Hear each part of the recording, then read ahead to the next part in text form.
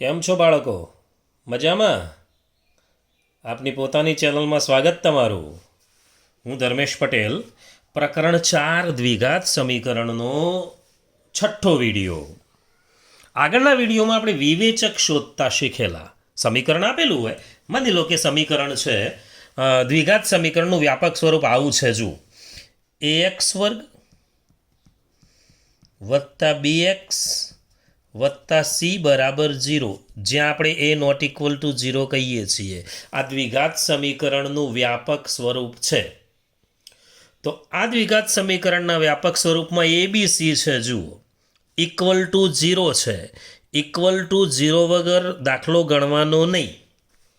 Equal to 0 સ્વરૂપ ના હોય તો લાવી દેવાનું. આગળ આપણે અવયવીકરણની રીત શીખેલા. આજે આપણે સૂત્રની રીતે ઉકેલ શોધતા શીખવો છે. તો સૂત્રની રીતે ઉકેલ શોધતા શીખવો હોય તો એબીસી આપેલા છે.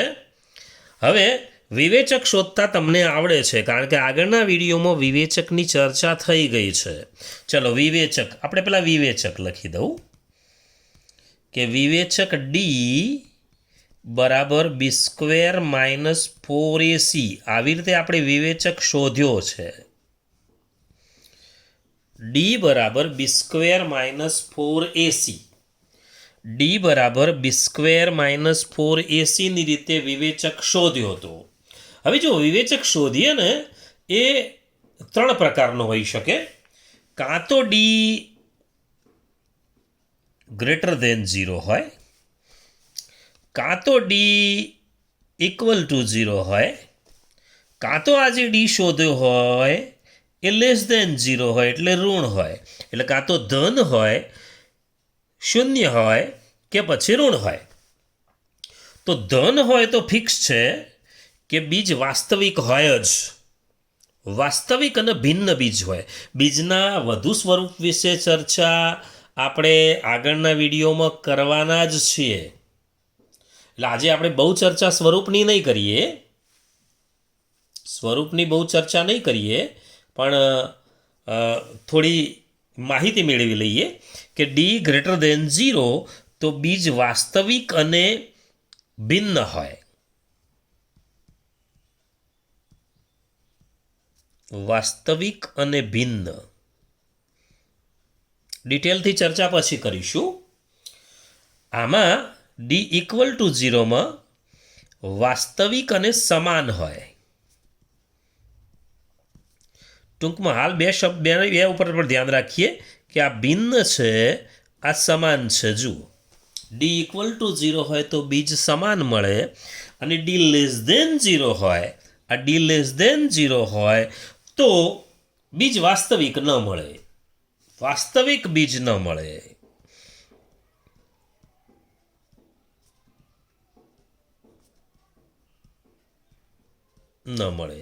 એટલે તમે દાખલો ગણતા હોવ અને જો ડી ઋણ આવે, <0 એટલે ઋણ આવે, તો એટલેથી આગળ બીજ શોધવાની જરૂર નહીં, કારણ કે મળે જ નહીં. તો બીજ મળતા નથી એમાં. બરાબર. બીજી એક વાત, હવે બીજ શોધવાના કેવી રીતે? તો હું બંને બીજ લખી દઉં છું. એક બીજ છે આલ્ફા અને બીજું બીજ છે બીટા. તો આલ્ફા બરાબર સૂત્ર આવું થાય -b વત્તા વર્ગમૂળમાં d ભાગ્યા 2a. જોઈ લો બરાબર સૂત્ર. -b વત્તા વર્ગમૂળમાં d ભાગ્યા 2a. અને બીજું બીજ છે બીટા. એવું જ હોય, ખાલી નિશાની જ બદલાય વચ્ચેની. જુઓ, -b વર્ગમૂળમાં d ભાગ્યા 2a. હવે આપણે વિવેચક શોધતા શીખીએ. વિવેચક શોધતા શીખી લીધો અને આજે બીજ શોધતા શીખીએ. તો આપણે એક સમીકરણ લઈએ. માની લો એક સમીકરણ છે x²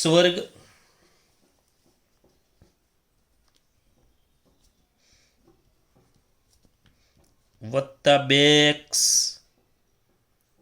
વત્તા 2 બરાબર 0. પહેલાં તો બરાબર 0 સ્વરૂપ છે જ. ના હોય તો બરાબર 0 સ્વરૂપ કરવું પડે. આ પહેલી વાત. બરાબર. ચાલો, બીજું એક્સ વર્ગ વત્તા 2x વત્તા 2 બરાબર 0. પહેલાં આપણે એબીસી નક્કી કરી દઈએ. આપણને આમાં એમ કે દ્વિઘાત સૂત્રનો ઉપયોગ કરી અને ઉકેલ મેળવો. સૂત્રનો ઉપયોગ કરી કહો તો દ્વિઘાત સૂત્રનો. ચાલો, દ્વિઘાત સૂત્રનો ઉપયોગ કરી સવાલ આવો હોય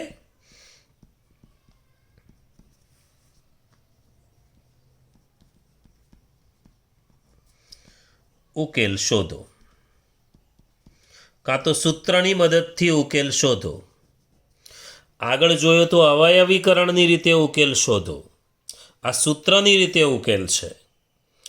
પરીક્ષામાં જે પ્રમાણે પૂછે એ પ્રમાણે જવાબ આપવો પડે. જવાબ બંનેના સરખા જ હોય. ચલો, એક્સ વર્ગ વત્તા 2x વત્તા 2 બરાબર 0. આપણે આ સમીકરણ લખ્યું, માન લો કે ચલો a બરાબર 1, b બરાબર 2, c બરાબર 2. a એટલે એક્સ વર્ગનો સહગુણક, b એટલે એક્સનો સહગુણક, c એટલે અચળ પદ. a b c. ચાલો પહેલાં આપણે ડી શોધી લઈએ કે ડી બરાબર બી સ્ક્વેર માઇનસ 4ac. વિવેચક શોધવો પડે પહેલાં. ચલો, બી સ્ક્વેર એટલે 2નો વર્ગ માઇનસ 4a અને c. a એટલે 1, c એટલે 2. ચલો, 2નો વર્ગ 4 માઇનસ 4 દુ 8 એટલે માઇનસ 4 આવશે. અને માઇનસ 4 તો 0 કરતાં નાનો છે. આ 0 કરતાં નાનો છે તો વાસ્તવિક બીજ મળે જ નહીં. માટે વાસ્તવિક બીજ ન મળે. દાખલો પૂરો.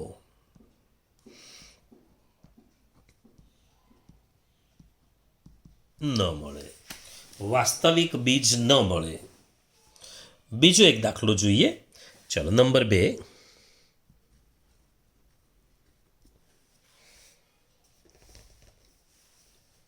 એક્સ વર્ગ વત્તા 5x વત્તા 1 બરાબર 0. ચલો, આ સમીકરણનો આપણે ઉકેલ શોધવો છે. હવે આનો ઉકેલ શોધવો હોય તો પહેલાં તો એબીસી લખી દઈએ. તો a બરાબર 1, b બરાબર 5, c બરાબર 1, d બરાબર બી સ્ક્વેર માઇનસ 4ac. બી સ્ક્વેર એટલે 5નો વર્ગ માઇનસ 4a અને c. આવી રીતે કૌંસ કરી જ દેવાના. કિંમતો મૂકીએ. એની કિંમત 1, સીની કિંમત 1. 5નો વર્ગ 25 માઇનસ 4. 25માંથી 4 જશે તો 21 આવશે. જુઓ, ડી બરાબર 21. 21 ધન છે. આપણે તો ઋણ હોય તો જ બીજ ના મળે. ધન હોય તો કોઈ પ્રશ્ન જ નથી. ઇક્વલ ટુ 0 હોય તો પણ કોઈ પ્રશ્ન નથી. બંનેમાં બીજ મળે છે. પેલામાં ભિન્ન મળે, આમાં સમાન મળે. બીજ મળવાના જ. બીજ ના ક્યારે મળે? ડી ઋણ આવે તો ડી ઋણ આવે તો આગળ દાખલો ગણવાનો નહીં, બસ બીજ ન મળે. પણ ડી ધન આવ્યા એટલે આપણે બીજ શોધવા પડશે. ચલો, એ પહેલાં આપણે એક કામ કરી દેવાનું. વર્ગમૂળમાં ડી શોધી લેવાનો. વર્ગમૂળમાં ડી એટલે આમાં તો 21, કારણ કે 21નું વર્ગમૂળ મળતું નથી. અને એના અવયવ પાડીએ તો જોડકા પણ બનતા નથી. જુઓ, 7 તરી 21, એનો કોઈ અવયવ રિપીટ થતો નથી. એટલે વર્ગમૂળ ડી બરાબર વર્ગમૂળ 21. હવે આપણે બીજ શોધીએ તો બીજ આપણા કયા છે? તો આલ્ફા અને બીટા છે. ચલો, આલ્ફા બરાબર શું બીજ છે? આલ્ફા બરાબર લખીએ તો માઇનસ બી વત્તા વર્ગમૂળમાં ડી ભાગ્યા 2a. અને બાજુમાં બીટા બરાબર બાજુમાં જ લખી દઈએ માઇનસ બી માઇનસ વર્ગમૂળમાં ડી ભાગ્યા 2a. ચલો, કિંમતો મૂકી દઈએ. માઇનસ બી જોજો બરાબર, માઇનસ બી આ 5 છે, આ માઇનસ છે, આ 5 છે, તો માઇનસ 5 વત્તા વર્ગમૂળમાં ડી એટલે વર્ગમૂળમાં 21 ભાગ્યા 2a એટલે 2 ગુણ્યા 1. આગળ જઈએ. -5 વત્તા વર્ગમૂળમાં 21 ભાગ્યા 2 એકા 2. ચલો બીટા ગણીએ આ બાજુ. તો એમાં શું થશે? -b એટલે -5, ખાલી નિશાની જ વચ્ચેની બદલાશે. માઇનસ વર્ગમૂળમાં 21 ભાગ્યા 2 ગુણ્યા 1 એટલે -5 માઇનસ વર્ગમૂળમાં 21 ભાગ્યા 2. આ આવ્યા સમીકરણના ઉકેલ. છેલ્લે નીચે લખી દેવાનું કે સમીકરણનો ઉકેલ -5 વત્તા વર્ગમૂળમાં 21 ભાગ્યા 2 અને -5 માઇનસ વર્ગમૂળમાં 21 ભાગ્યા 2. બે ઉકેલ મળે. આ બે ઉકેલને ભેગા લખવા હોય તો પણ લખી શકાય. આ પ્લસ માઇનસ ભેગું કરી દેવાનું.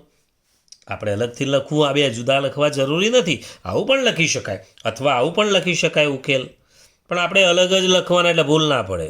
આ તો તમને રસ્તો બતાવું છું કે ઉકેલ આવો પણ લખી શકાય કે -5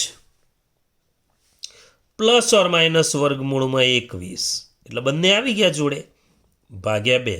આવું પણ લખી શકાય પણ આપણે અલગ જ લખવાના.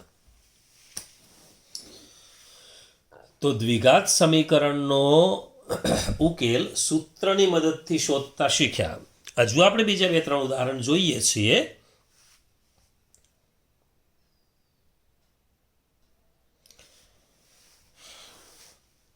ત્રીજું ઉદાહરણ જોઈએ. જુઓ દીકરાઓ, એક વાત ધ્યાન રાખવાનું, =0 સ્વરૂપ તો હોવું જ જોઈએ. =0 સ્વરૂપ હોવું જ જોઈએ. બરાબર. આપણે છે અહીંયા 9x² - 6x + 1 = 0. ચલો એ બરાબર 9,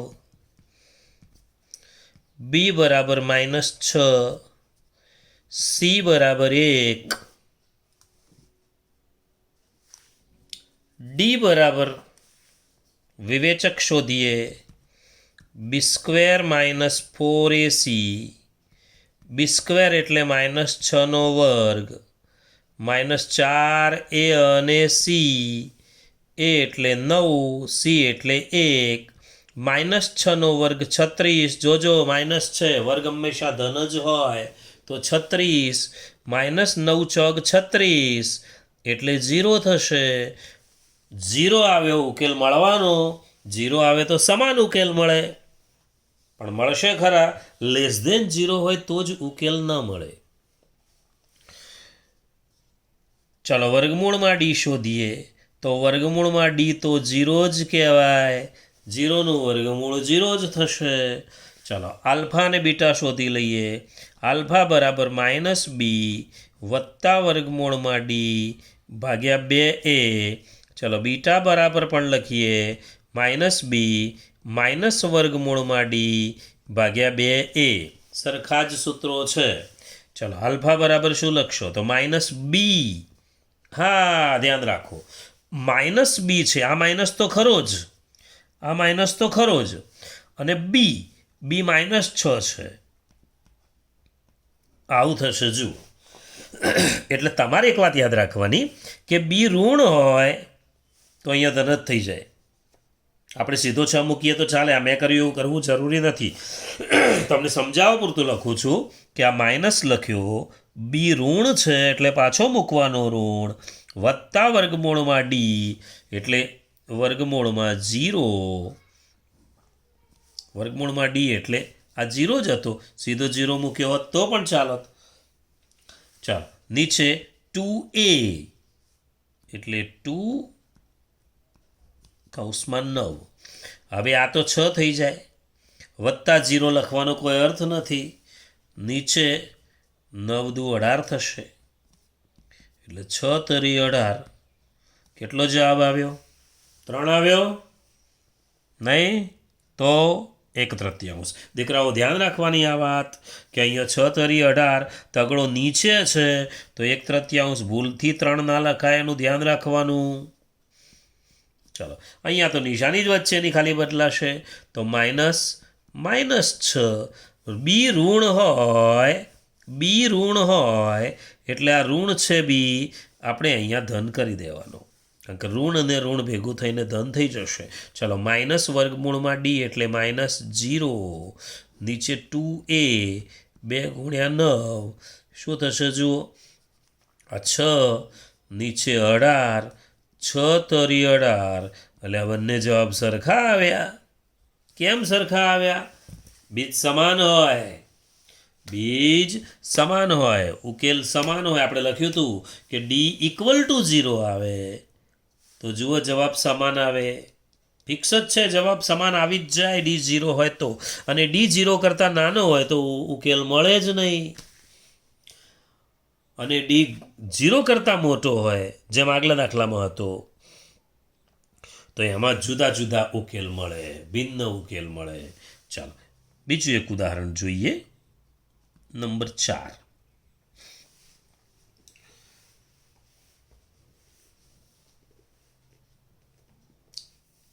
બે એક્સ વર્ગ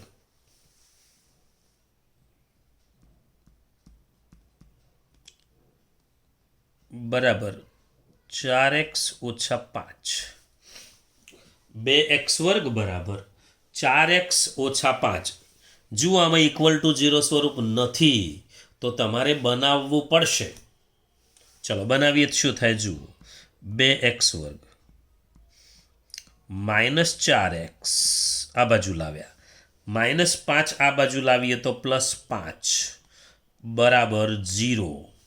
2x વર્ગ -4x + 5 બરાબર 0. ચલો એબીસી લખી દઈએ તો a બરાબર 2, b બરાબર -4, c બરાબર 5. સૂત્ર મૂકીએ, d બરાબર b² - 4ac, b² એટલે -4નો વર્ગ, -4a અને c ખાના બનાવી દીધા. ચલો 2 અને 5 તો -4નો વર્ગ એટલે 16, -5 ચોક 20, 20 દુ 40, 16માંથી 40 જશે અને 16માંથી 40 જશે તો -24, ઋણ આવ્યો, <0 કહેવાય. <0 કહેવાય તો સમીકરણને વાસ્તવિક બીજ ન મળે.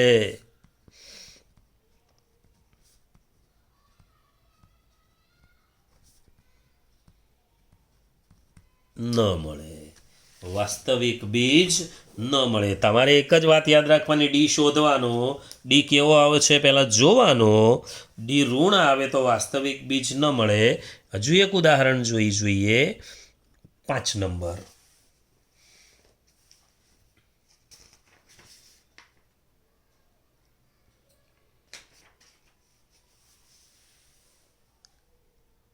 (4x વર્ગ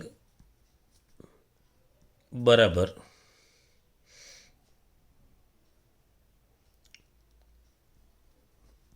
8x + 5). ચલો કેવું થશે હવે? 4x વર્ગ -8x -5 બરાબર 0. 4x વર્ગ -8x -5 બરાબર 0. ચલો a બરાબર 4, b બરાબર -8, c બરાબર -5, d બરાબર જુઓ b² - 4ac, b² એટલે -8નો વર્ગ, -4a અને c, 8નો વર્ગ 64. જો આ ઓછા અહીંયા ઓછા એટલે પ્લસ, 5 ચોક 20 અને 20 ચોક 80, 80 અને 64નો સરવાળો, 80 અને 64નો સરવાળો કેટલો થશે જોઈ લઈએ. 80 4 8 ને 6 14, 144 ધન આવ્યો એટલે કોઈ પ્રશ્ન નથી, ઉકેલ મળવાનો જ છે. વર્ગમૂળ ડી શોધીએ એટલે વર્ગમૂળ 144 કહેવાય, એટલે મૂળ તો 12 આવશે. ચાલો હવે સૂત્ર મૂકી દઈએ. આલ્ફા બરાબર -b વત્તા વર્ગમૂળમાં ડી ભાગ્યા 2a અને બીટા બરાબર -b માઇનસ વર્ગમૂળમાં ડી ભાગ્યા 2a માઇનસ બી જુઓ માઇનસ બી એટલે માઇનસ હા બી માઇનસ છે અને અહીંયા માઇનસ છે તો માઇનસ અને માઇનસ બી 8 કરી દેવાના આપણે વત્તા 12 નીચે 2a એટલે 2 ગુણ્યા 4 એટલે 12 ને 8 20 નીચે 2 ગુણ્યા 4 ભલે રહ્યું છેદ ઉડાડતા ફાવે 4 પંચું 20 કેટલો જવાબ આવશે તો 5 ભાગ્યા 2 આવશે સમીકરણનો ઉકેલ એક ચાલો બીટા બરાબર માઇનસ બી એટલે 8 ઓછા 12 હા 12 વર્ગમૂળ ડી એટલે 12 નીચે 2a એટલે 2 ગુણ્યા 4 સીધા 8 કરી દઉં છું અહીંયા હતા જ 2 ગુણ્યા 4 8 ઓછા 12 8 ઓછા 12 એટલે માઇનસ 4 નીચે 8 4 દુ 8 માઇનસ 1/2 માઇનસ 1/2 ફરીથી એકવાર 8 વત્તા 12 એટલે 20 8 ઓછા 12 એટલે માઇનસ 4 ભાગ્યામાં તો 8 જ આવશે છેદ ઉડાડીને જે આવે જવાબ છેલ્લે સમીકરણના બીજ લખી દેવાના સમીકરણનો ઉકેલ લખી દઈએ તો ઉકેલ આપણે જગ્યા નથી અહીંયા લખી દઉં છું ઉકેલ 5/2 અને માઇનસ 1/2 જો આના ઉકેલ પણ આપણે લખ્યા નથી લખી દેવાય કે ઉકેલ હા અહીંયા લખી દઉં ચાલો ઉકેલ 1/3 1/3 1/3 ઉકેલ લખતા શીખ્યા હવે એક જ વાત યાદ રાખવાની ડી શોધવાનો અને ડી શોધ્યા પછી એ ડીનું વર્ગમૂળ શોધવાનું જો ઋણ હોય તો કોઈ પ્રશ્ન નથી વર્ગમૂળ શોધવાનું ને વર્ગમૂળ શોધ્યા પછી આ સૂત્રમાં કિંમતો મૂકી દો એટલે સૂત્રની રીતે ઉકેલ મળે બહુ જ સહેલી રીત છે એકદમ સહેલી રીત છે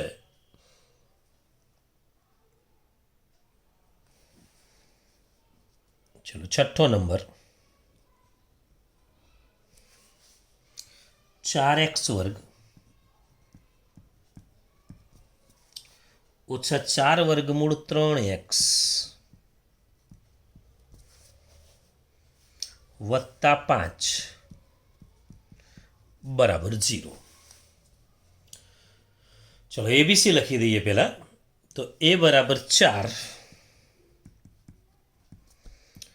બી બરાબર 4 વર્ગમૂળમાં 3 અને સી બરાબર 5 એ બી અને સી ડી બરાબર b² - 4ac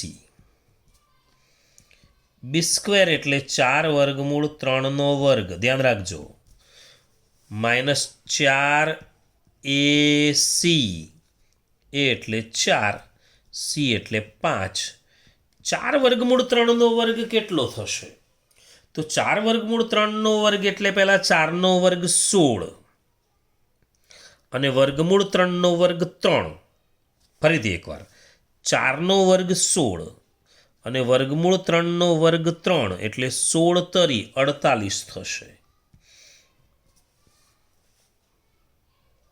આમાં જુઓ એક મિનિટ અહીંયા બી હા બી -4 વર્ગમૂળ 3 છે એક કામ કરીએ આ રકમ પ્લસ કરી દઈએ ભૂલથી લેવાઈ ગયું તો ચલો પ્લસ થઈ ગયો હવે આપણે પ્લસ રાખ્યો ઓકે ચાલો થઈ ગયું એના બદલામાં કંઈક નવું કરીએ ચાલો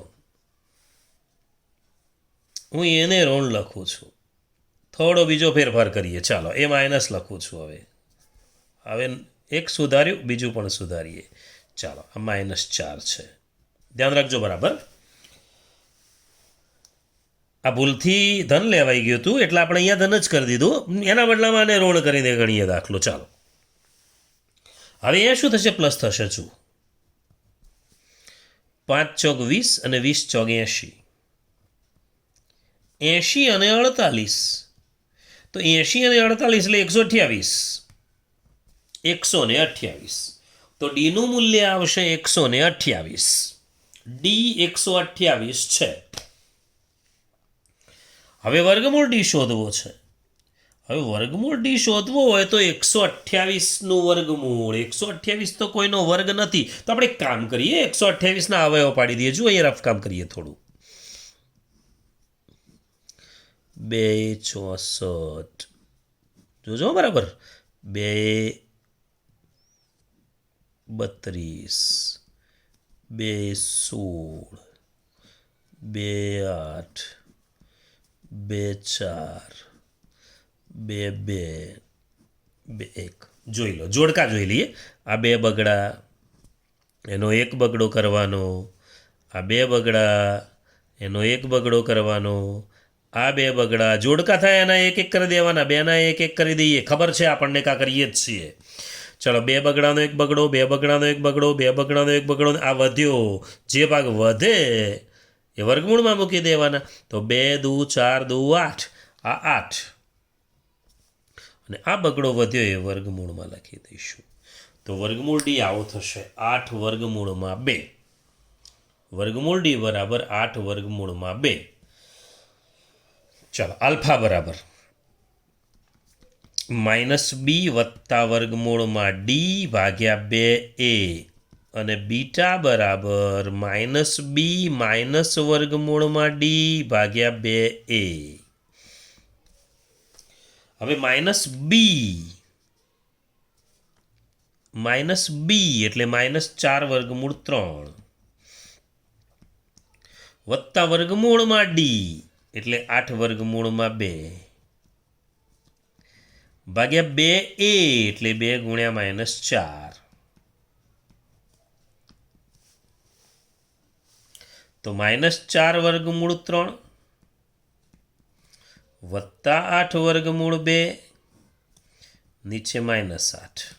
પણ એક વાત સમજી લો. હવે આ સ્ટેપ જ્યારે આવે, છેલ્લું સ્ટેપ, તો છેલ્લા સ્ટેપમાં જોઈ લેવું કે દરેકને એક સરખી સંખ્યા વડે ભગાતી હોય તો ભાગી દેવાનું. કેવી રીતે? જુઓ, આ 4 8 અને 8, જો આને પણ 4 વડે ભગાયો છે, આને પણ 4 વડે ભગાયો છે, આને પણ. અંદરના વર્ગમૂળવાળા આંકડાને નહીં જોવાનો. બહાર જે આંકડો આપેલો છે એ ત્રણેયને ભાગી શકાયો હોય તો ભાગી દેવાનો. ચલો, 4 વડે આને પણ ભગાય, 4 વડે આને પણ ભગાય, 4 વડે આને પણ ભગાય. તો 4 વડે આને ભાગીશું તો માઇનસ વર્ગમૂળમાં 3 થશે. 4 વડે આને ભાગીશું તો 2 વર્ગમૂળ 2 થશે. અને 4 વડે આને ભાગીશું તો -2 થશે. આ બાજુ જઈએ. -b એટલે -4 વર્ગમૂળ 3, -8 વર્ગમૂળ 2, નીચે 2a એટલે 2 કૌંસમાં -4. મૂળ આવું આવું જ થશે, ખાલી વચ્ચેની નિશાની બદલાઈ જશે. તો બરાબર -4 વર્ગમૂળ 3. એવું હોય તો વચ્ચે શું કરવાનું? તમારે લીટી દોરી દેવાની. એ 2 ભાગ જુદા લાગે. તમે નોટમાં ભેગું ના કરી દેતા, થોડું અલગ લખજો. -4 વર્ગમૂળ 3, -8 વર્ગમૂળ 2, નીચે -8. જુઓ, દરેકને 4 વડે ભગાય એવું છે, તો 4 વડે ભાગો એટલે -વર્ગમૂળ 3, અને 4 વડે ભાગો તો -2 વર્ગમૂળ 2, અને 4 વડે ભાગો તો -2 થશે. પણ અહીંયા એક વાત ધ્યાન રાખો, નીચે ઋણ આવે છે ને, તો નીચે ધન કરવું હોય તો ઉપરનાની નિશાનીઓ બદલી દેવાની. આ વર્ગમૂળ 3 થઈ જાય, આ -2 વર્ગમૂળ 2 થાય. તો અહીંયા એવું થશે, અહીંયા વર્ગમૂળ 3 થઈ જશે, અને +2 વર્ગમૂળ 2 થઈ જશે. નીચે આપણે ઉકેલ લખી દઈએ અલગથી. તો ઉકેલ કયા આવ્યા? તો આ 2 આવ્યા. વર્ગમૂળમાં 3 -2 વર્ગમૂળ 2, નીચે 2, અને વર્ગમૂળમાં 3 +2 વર્ગમૂળ 2, અને નીચે 2. આ સમીકરણનો ઉકેલ થયો. સમીકરણનો ઉકેલ આપણે સૂત્રની મદદથી શોધી રહ્યા છીએ. સૂત્રની મદદથી. એક દાખલો બીજો જોઈએ આપણે. આ જ પ્રકારનો એક દાખલો બીજો જોઈએ કે જેમાં વર્ગમૂળનો ઉપયોગ થતો હોય.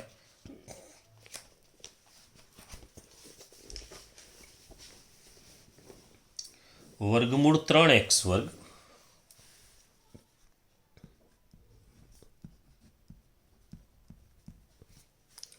વર્ગમૂળ 3x વર્ગ ઓછા 5x વત્તા 2 વર્ગમૂળમાં 3 બરાબર 0. ચલો બરાબર 0 સ્વરૂપ તો છે જ, એટલે તમારે બરાબર 0 સ્વરૂપ ફેરવવાની જરૂર નથી, આપેલું જ છે. ચલો એ બરાબર વર્ગમૂળમાં 3, બી બરાબર -5, સી બરાબર 2 વર્ગમૂળમાં 3, ચલો ડી બરાબર b² - 4ac, b² એટલે -5નો વર્ગ, 4, એ એટલે વર્ગમૂળ 3, સી એટલે 2 વર્ગમૂળ 3, ચલો -5નો વર્ગ એટલે 25. અહીંયા ગુણાકાર કરીએ, જુઓ ધ્યાન રાખો, -6, 4 દુ 8, 4 દુ 8, અને વર્ગમૂળ 3નો ગુણાકાર 3, એટલે 8 તરી 24. 25માંથી 24 જશે તો 1 વધશે. 25માંથી 24 એટલે 1. આપણે વર્ગમૂળ ડી શોધીએ તો વર્ગમૂળ 1 એટલે 1 જ કહેવાય. તો વર્ગમૂળ ડી એટલે 1. સૂત્ર મૂકી દઈએ, આલ્ફા બરાબર -b વત્તા વર્ગમૂળમાં ડી ભાગ્યા 2a અને બીટા બરાબર -b માઇનસ વર્ગમૂળમાં ડી ભાગ્યા 2a. ચલો -b એટલે -b, જુઓ b માઇનસ છે, -b અને -5 છે b, તો આપણે +5 લખી દઈશું. વત્તા વર્ગમૂળ ડી એટલે તો 1 જ છે, નીચે 2a એટલે 2 વર્ગમૂળ 3, એટલે 5 ને 1 6 ભાગ્યા 2 વર્ગમૂળમાં 3, 2 તરી 6 ઉડશે આમ તો 3 ભાગ્યા વર્ગમૂળ 3 થાય. પણ 3 ભાગ્યા વર્ગમૂળ 3 એટલે ઉપરનો તગડો, એટલે વર્ગમૂળ 3 ગુણ્યા વર્ગમૂળ 3 આવું 2 વાર લખી શકાય. લખવું જરૂરી નથી, સીધો જવાબ મૂકી દો તો ચાલે. 1 વર્ગમૂળ 3 ઉડી જાય એટલે વર્ગમૂળ 3 આવશે. ધ્યાન રાખવાનું, નીચે વર્ગમૂળ 3 હોય, ઉપર 3 નીકળતો હોય તો જુદો કાઢી પણ 2 વાર વર્ગમૂળ 3 કરી દેવાનો. 3 ને 2 વર્ગમૂળ 3માં ફેરવી દેવાનો, એટલે 1 વર્ગમૂળ 3 ઉડી જશે. આ બાજુ જોઈએ, જુઓ, -b એટલે 5, -1, નીચે 2a એટલે 2 વર્ગમૂળમાં 3, એટલે 5માંથી 1 જાય તો કેટલા? તો 5માંથી 1 જાય તો 4 ભાગ્યા 2 વર્ગમૂળ 3, એટલે 2 દુ 4 ઉડશે, એટલે જવાબ આવશે 2 ભાગ્યા વર્ગમૂળમાં 3. 2 ભાગ્યા વર્ગમૂળમાં 3. હવે ઘણા શું કરે, આવો જવાબ ના રાખે. તો તમને ખબર છે, આગળ આપણે એવું કરેલું છે કે ઉપર નીચે વર્ગમૂળ 3 વડે ગુણી દીધા હોય, પેલું સમમેયીકરણ કર્યું કહેવાય છેદનું. તો વર્ગમૂળ 3નો ગુણાકાર 3 કહેવાય. ઉપર આવે 2 વર્ગમૂળ 3, ચાલે, આટલું હશે તો પણ ચાલશે જ. છેદનું સમમેયીકરણ કરવું જરૂરી નથી, પણ કરી નાખ્યું તો આ પ્રમાણે જવાબ થશે. તો ઉકેલ આવો થશે, વર્ગમૂળ 3 અને 2 વર્ગમૂળ 3 ભાગ્યા 3. તો હવે બાળકો, તમારે પ્રેક્ટિસ માટે થોડા દાખલા હું આપું છું, એ પ્રેક્ટિસના દાખલા તમારે કરી દેવાના છે.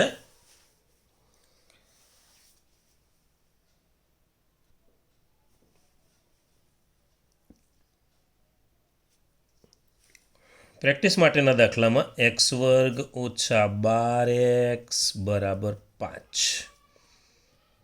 બીજો 2x² ઓછા 7x વત્તા 9 બરાબર 0.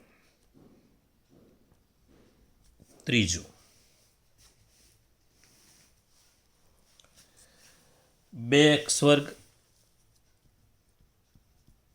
બરાબર 7x ઓછા 3, 4 નંબર.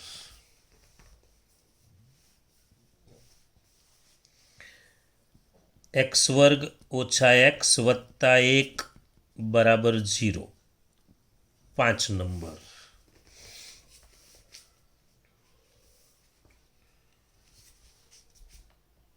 વર્ગમૂળ 6x વર્ગ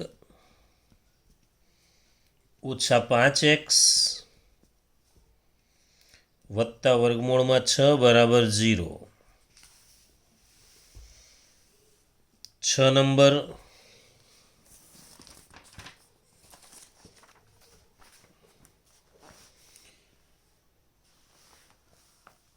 ચાર એક્સ વર્ગ વત્તા 4 વર્ગમૂળ 3x વત્તા 3 બરાબર 0. 7 નંબર 2x વર્ગ વત્તા x ઓછા 4 બરાબર 0.